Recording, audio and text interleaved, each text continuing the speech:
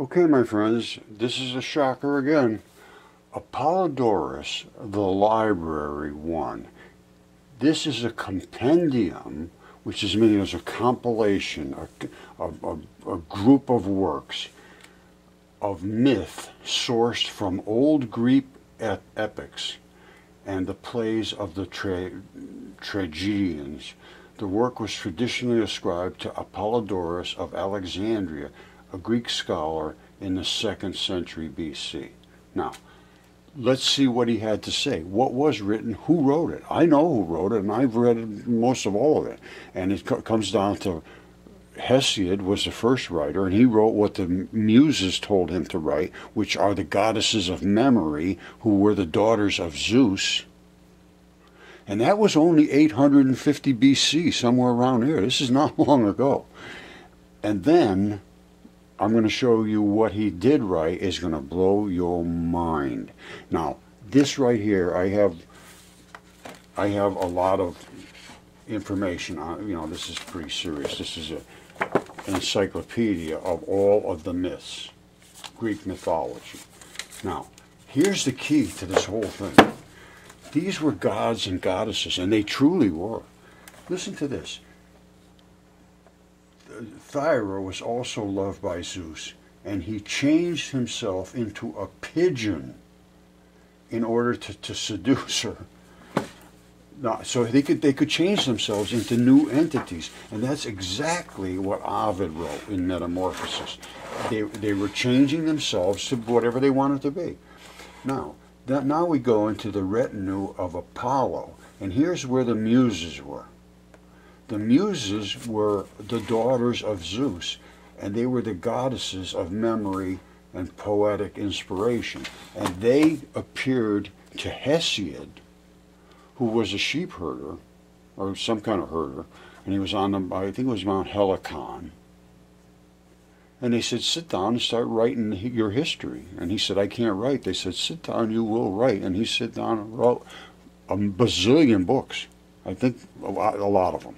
And then Ovid, at the turn of the millennium, where about the time of Caesar, he wrote the compilation of all of these things, Apollodorus and all of this stuff. And wait till you see what Apollodorus wrote about Typhon, who I have been showing because I have found Typhon.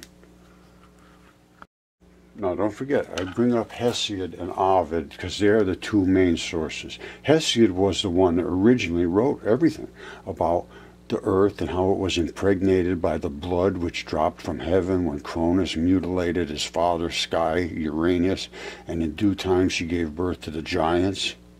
As to the battle of the gods and giants, and it goes on and on and on and on, and dragons, and I have found all of these things.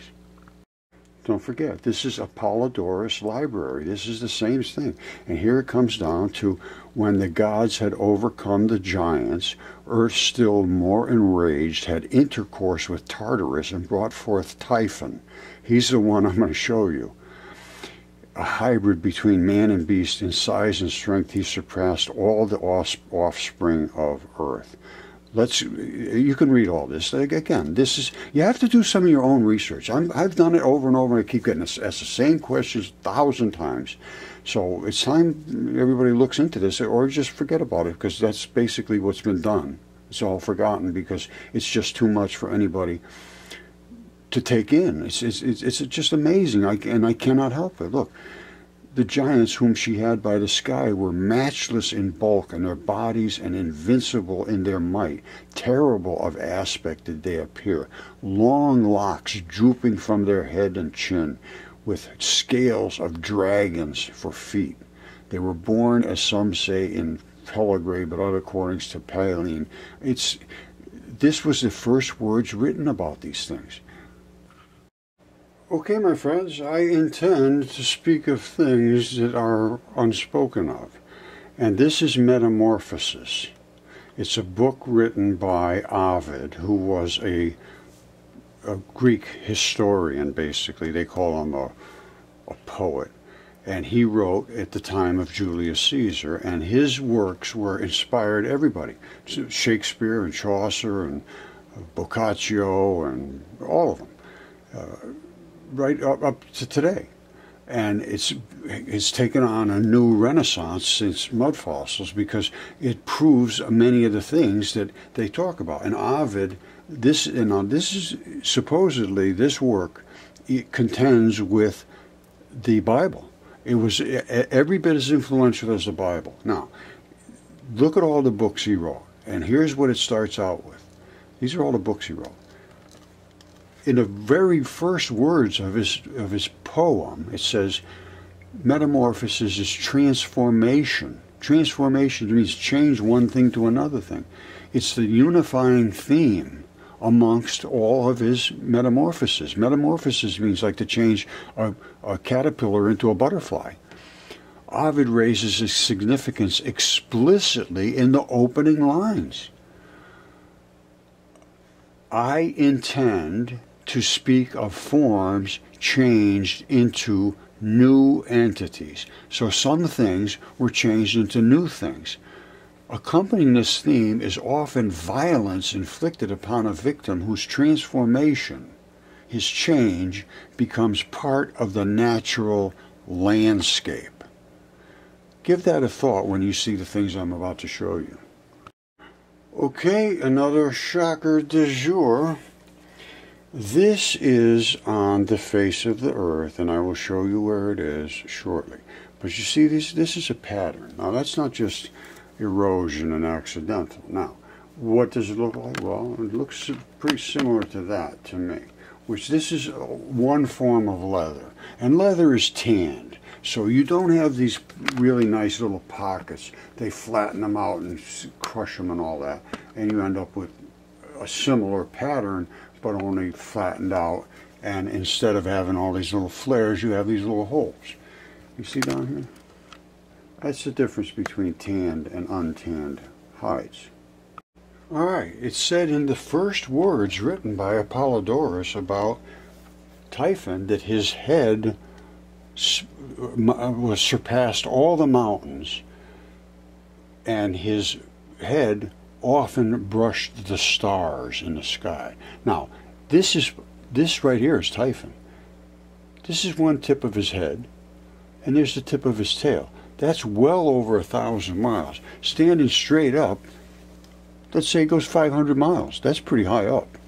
Now, I was wrong, I think, about his feet. I thought these were just his feet, and there was feet down here. I could never find them. But now I started to look back. He had gigantic coils that ran everywhere, huge things. They're all the way down here, it looks like. And they're all the way over here. This is the kind of thing that I just showed you, or will show you. This is biology. This is not just some sand dunes. And he had these kind of huge tentacles, which he wrapped up. He tried to kill Zeus fighting him. You see this? If you know what to look at, and you go to some tannery guy and ask him, is this look like some kind of skin before they tan it? It is. It's some kind of fleshy stuff. All the way down here, way over here, and way over here, same stuff. Same stuff over here. You gotta let this settle in. It takes a while. But it's the same sort of stuff. You see it? And they're in strips. They're little, like, tentacle strips. And then there's other ones with suckers at the end of them, big round suckers at the tips. And all of this happened at the same time. And this is his head. You come up here and look at it. I've shown it 100 times minimum. Way more than 100. This is his head. It runs all the way down. These are scales back here of dragon scales. You see it? And these are transition metals that run off of bodily decomposition. That's why you see these colors. Colors are transition metals. Transition metals come out of blood. Primarily it's red and black, which is the transition of iron oxides, FeO2 and FeO3. The 3 variety has the extra oxygen. It comes out red blood. The black is the O2 variety, which is missing the 3rd oxygen. This is where his throat was cut. And this is exactly what they say in the ancient maps. It shows it even with the dragon laying here and his throat cut right across. And here's where all the red blood ran out. All of this is written about exactly what happened in Apollodorus and Hesiod and Ovid and all of the early writers. And he was attacking this fish. This is a giant fish. Now, again, you have Google Earth. What I'm going to do is cut my presentations down and make more of short ones because people have just been dropping off like flies, and it's just, you know, I don't know whether I'm being cut out of the circuit or not. My videos aren't showing up anymore. I get a lot of people say that. I don't know. It doesn't matter. I'm going to do them in short ones, and this is the start of the disgraceful treatment of Immanuel Velikovsky, and he was the one that reported on all this stuff. All right, here's something else to add. His body was all winged. His hair streamed on wind, and it looks like hair, from his head and cheeks, and fire flashed from his eyes. So great was Typhon, when hurling kindled rocks he made for the very heaven, with hissing and shouts, spouting a great jet of fire from his mouth. But when the gods saw him rushing at heaven, they made for Egypt in flight, and being pursued, they changed their forms into those of animals. This is just, it's incredible stuff. But this is from the, you know, Apollodorus library. This was some of the earliest things written. And from the things I have shown you, or will show you, you can't just dismiss them anymore. Now, this is from, it appears, some Israeli channel. I don't know what that says. It's Camera 3 from 1964. This was Velikovsky. He's my hero, and I wrote a book about him because you probably never heard of him because they destroyed him. Listen to what it has to say. He says exactly what I said, only he had no evidence. I have the evidence. I just showed you the evidence. Now listen to this.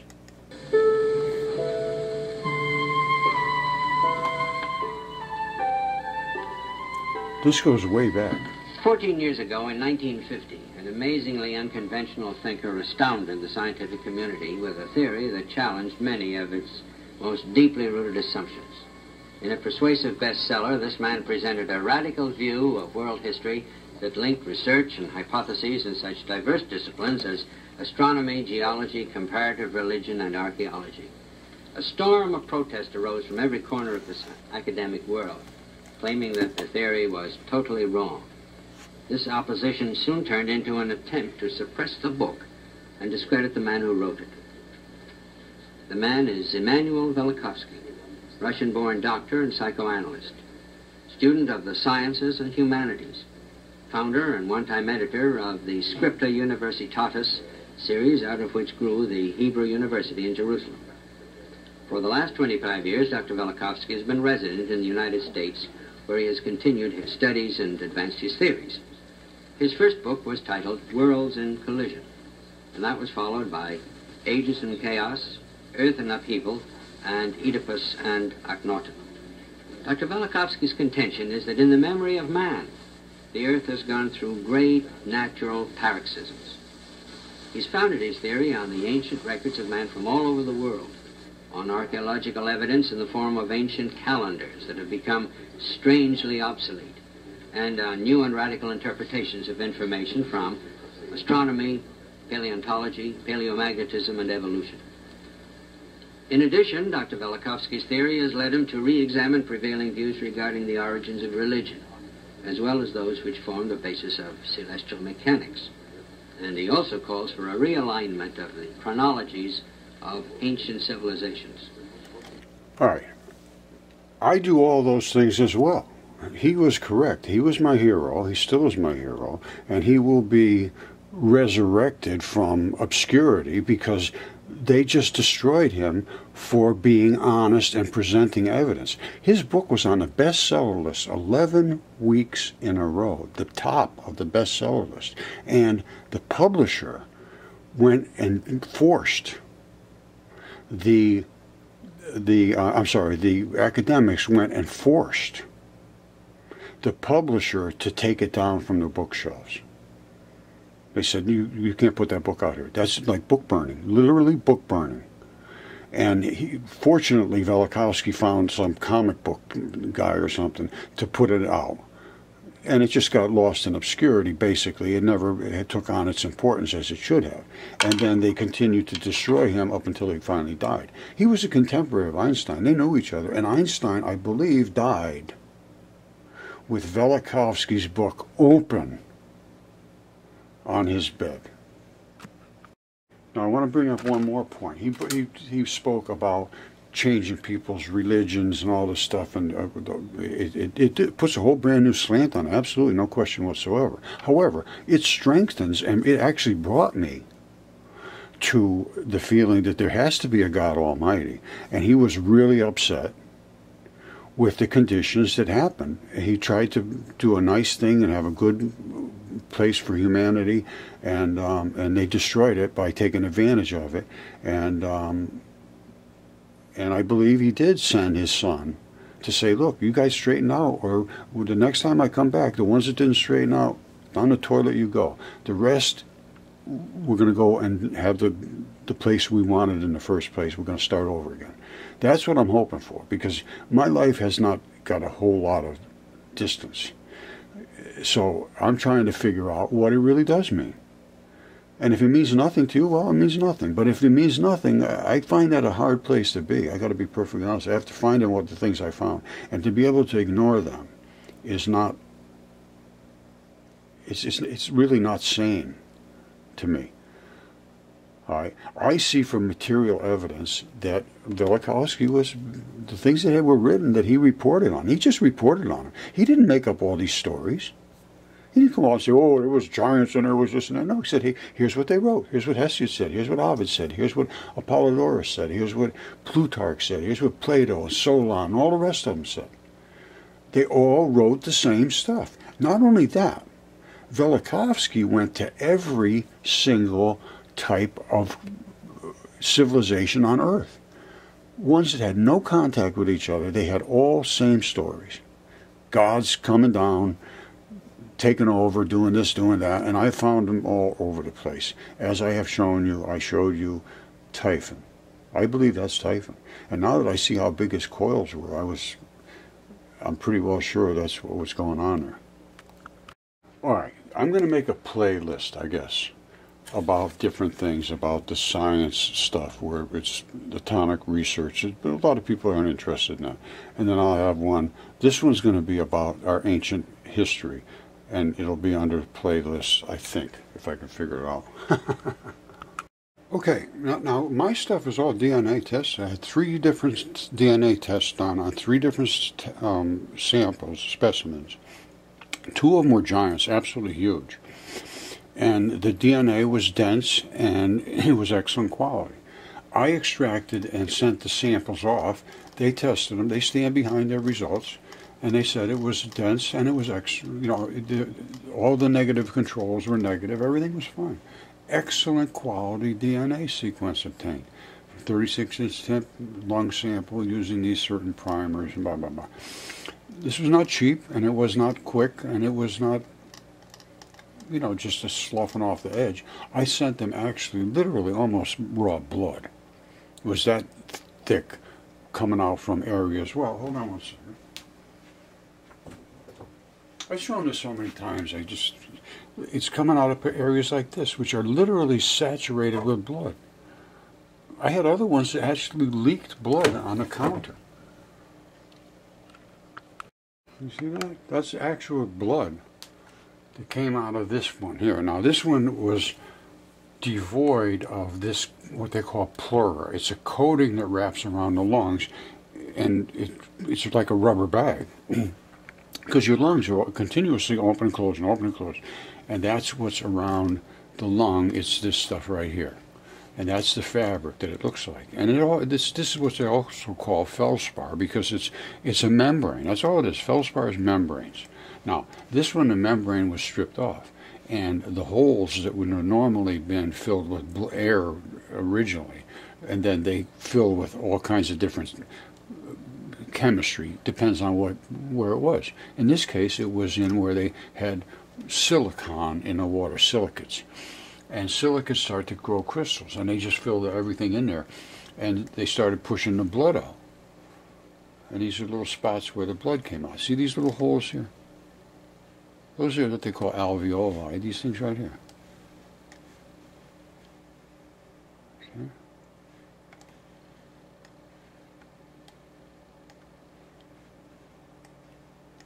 All right, and that's exactly what this was. These were where the air transpires, you know, respiration happens in your body. And these were right on some of those little blood vessels. Now, how much longer academia can get away with just disregarding reality and charging you an arm and a leg just so you can get a piece of paper? Literally, that's all it is now. It means nothing. At this point, they're absolutely meaningless. Not only this, physics. I show the particles. Now, if somebody wants to contest. But just to remain silent it's a disgrace at this point, very disgraceful. And the treatment Velikovsky got was even worse. And we're going to go back to his video of him in, this was, I mean, it's disgraceful when you see what they did to him. Just terrible.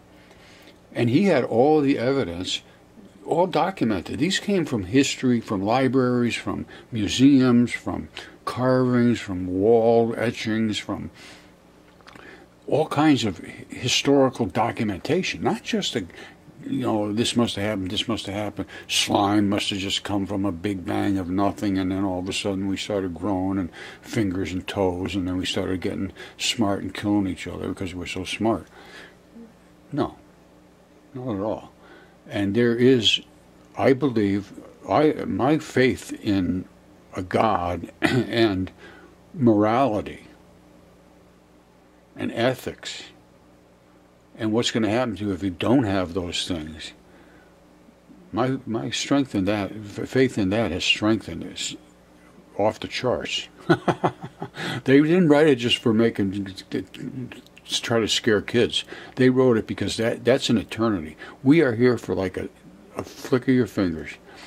One lifetime is not much. Let me tell you, mine's about over and it ain't much. So if there's an eternity, I think it's going to be a lot longer than what I just experienced. Now, I could go a many number of years more. I have no idea. But I'm telling you, it goes quick. Very quick. And I think it's time that we re-examine our true origins and what it does mean to be good and bad, and what happens to bad people, what happens to good people. I don't know if any of this is true or not. You know, the ramifications that come, it seems like it was just kind of crazy, to be perfectly honest with you, but I think there was goodness in the heart of the Creator, and it was taken over by bad people that want to use things. And that just happens every day. You got users, and then you got good people. And the users seem to get away with things. Now, is that by design? And because they're being condemned to the next life, they're going to end up in real trouble. And the other people that were being used and abused and withstood it somehow will be seen in the good graces of God. I have no idea at this point. But I think we need to have an open forum discussion online, you know, multiple days a week. This is so deep. You can't brief this over. I'm trying to. I'd love to do this in 2-3 minute bites, but it just doesn't work. So I know I said I was going to be short this time. I know I'm not. It's up to you. If you want to pay attention, pay attention. If not, go back to playing your video games. All right? I love you all, and I think God loves you all. And there are some rules. And if you don't follow them by yourself, that's what's called free will. Then who wants you? Okay, this just came out today. This is about human ancestor fossils in the cradle of humankind, maybe more than 1 million years older than thought. Well, they may be a lot younger than thought, too. Now, they're showing skulls. This is from Purdue University. This just came out today, June 29, 2022. And these are the skulls they're showing, and 4 different Australopithecus crania. Let me just show you something we have here, which is called no-toes, which are engineered species. Okay, my friends, we have these no-toes. These are a species of humanish feet that the toes were encased. These wouldn't have been shown except it eroded. The toes are in there, but they're stuck inside. And there's giants and there's little ones, and they're all the same as everything else. And here's some, this is mine, this is this one here.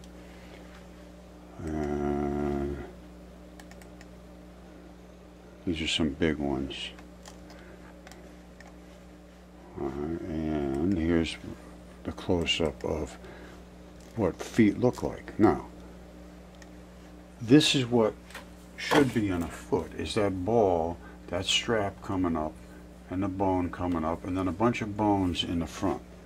I hope you can see that. Yes, you can. Now, what do we see here? We see this, only here it is here.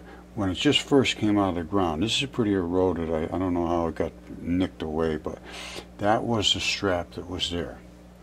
And I have a better shot showing of this, but these are springs. And there's springs instead of actual bones. Okay, here it is. Now I can see it very well. You see the top? This is the top edge of the strap. Okay, the strap bolts right into the bottom of the heel.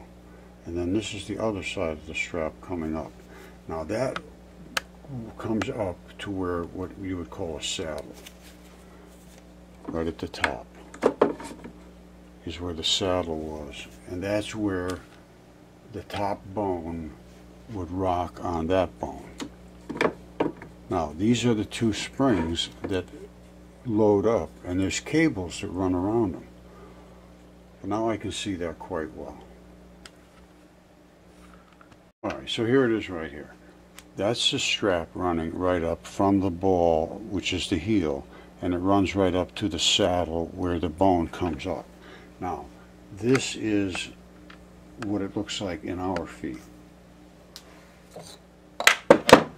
Alright, we have these bones, no springs, same heel, same strap, different mechanism for having the, like we have tendons and muscles and so forth.